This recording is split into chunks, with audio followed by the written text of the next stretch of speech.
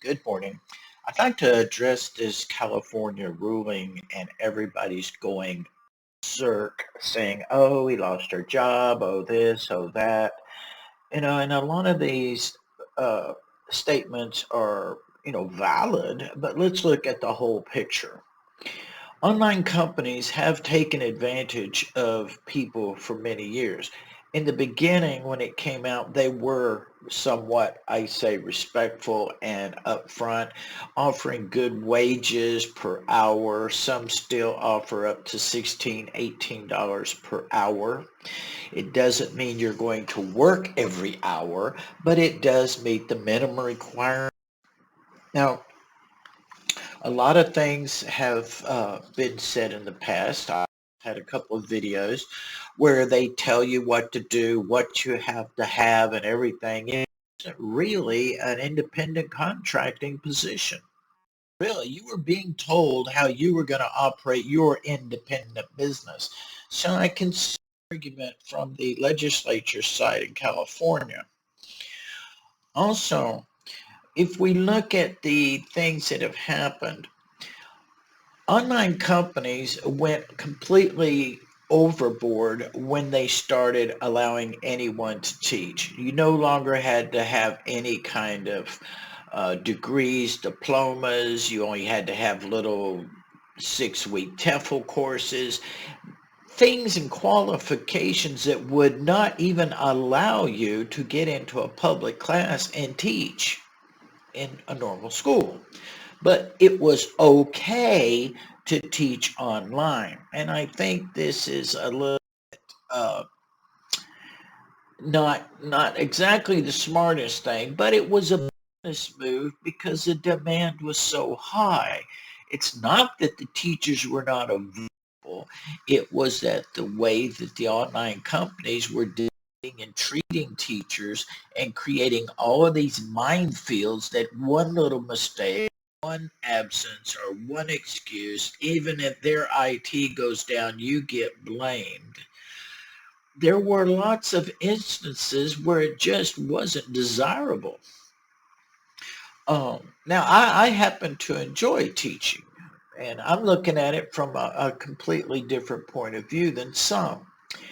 California recognized that we were being, uh, that many companies are dictating our work. Therefore, we're not independent. In addition, they also recognize that these online companies are not paying a minimum wage, yet demanding that you do a maximum job and holding your livelihood over your head. Now, that's actually the real thing that's going on. Overhiring, influx of these underqualified people. And when I say underqualified, I don't want to get upset. I just want you to look at the real picture. A stay-at-home mom isn't a qualification to be a teacher. A retired person looking for supplemental income really isn't a qualification to be an online teacher. But I want to say this. If the online company wants to hire them, they need to pay accordingly. This is another thing that's upset teachers. A teacher like myself, and let's use as an example, 15 cents a minute. That's way below minimum wage. But I'm being paid the exact same thing as a stay-at-home couch potato that doesn't want to go out and get a job and has no experience or qualifications. They happen to talk good or look good or whatever.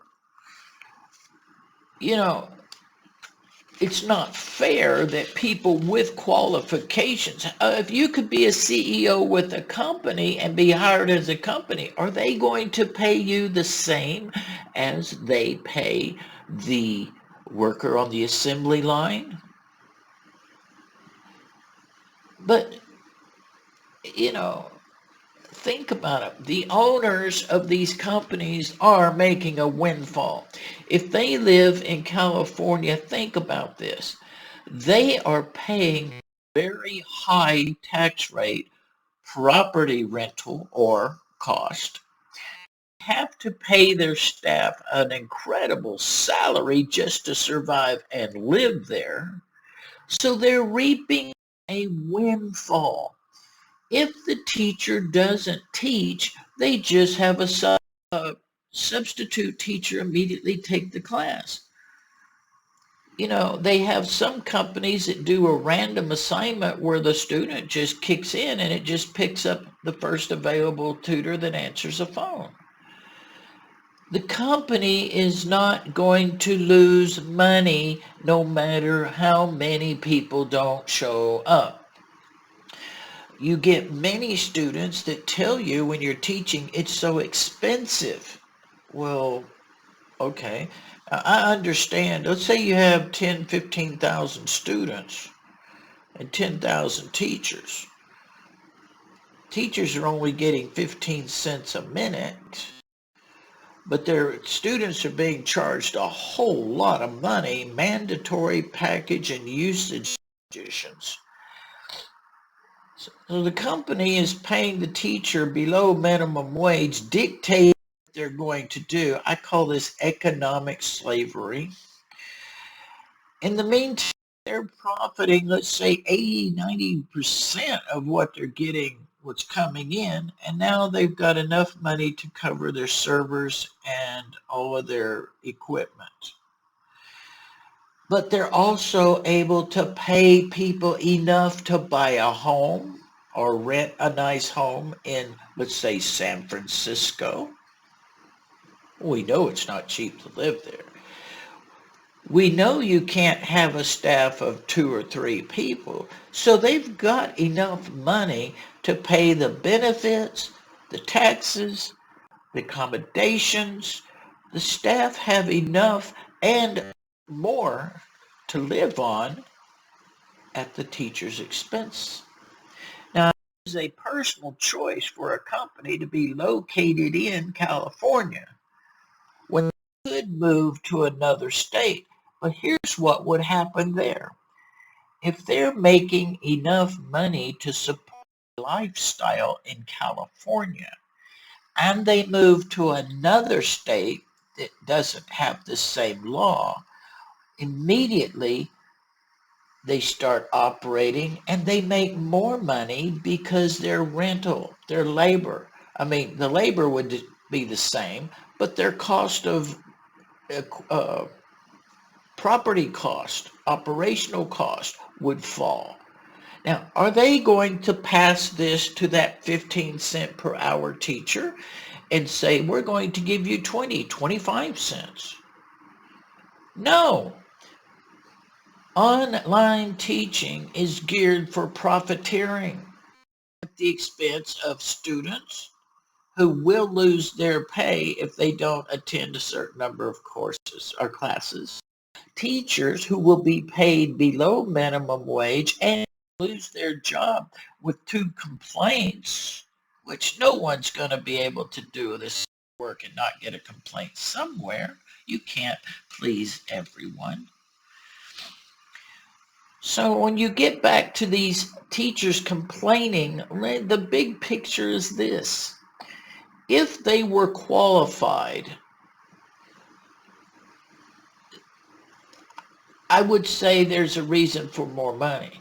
But when you get people that just come in that want to make extra money, supplemental income when they could make it in another area, granted online is easy work in most cases. So they're looking for the easy job, the easy way to make money. Can't really fault them. But when they opened up the cornucopia, all of these non-qualified people immediately started jumping in to get a hold, and it started lowering wages. And the online companies that were looking at those $18, $20, $25 per hour said, hey, wait, we can start lowering wages. because they're not giving you any benefits. They're not giving you any health insurance. They're not giving any consideration most of the time for incidentals. They don't care because there's so many people now wanting to sit on their tuchus and teach online without qualifications. There are hundreds and thousands of school teachers, registered licensed teachers, who no longer work in the school system, who would be very good at these jobs. I happen to be licensed, certified. I'm certified in 2 countries. And yet there's no respect for that. Teachers that are coming in with no qualifications are selfish. They're complaining, oh, this is my supplemental income. I'm going to lose my income. Well, supplemental to means you didn't really need it. It's just extra. But what about the people who need this, that this is their job? They need a decent wage. So I actually don't have any sympathy. A retired person, it's hard to live on retirement. If you're a retired teacher, I really think that you deserve a good salary. You've got qualifications. See, it depends on how you look at it. You've got one side that appears to be totally self-centered and selfish, and then you have another side that's needing, this is their job, this is their career. So before we start complaining about these states and blaming political things, I just don't see it. I think they're actually trying to protect give them a decent wage. Now, yes, maybe it's for votes, I don't know, but it's to increase tax revenue. I mean, that would also happen. But the fact is, it's better quality of life for many people. It's just something to think about. Are you a person that's complaining because the salary's too low and it is your only job? Or are you a selfish person that's sitting there complaining because I don't want to go get another job. I want to sit at home and make my supplemental income. You know, I see both sides, but I'm not very sympathetic to some cases. Anyway, this is just an unsolicited view, and I can see where this California law is pretty good. They're trying to lower the poverty. I mean, California is too expensive as it is. Think about that. So, economic slavery exists in the online industry. It really does. Pay low wages, keep people addicted, demand they do this, don't they get punished severely? You have no control. You're actually being totally controlled by online companies. It's just my thought. I'm still an online teacher. I will continue to be one. But it is something that we should all be honest, open, and be able to talk about.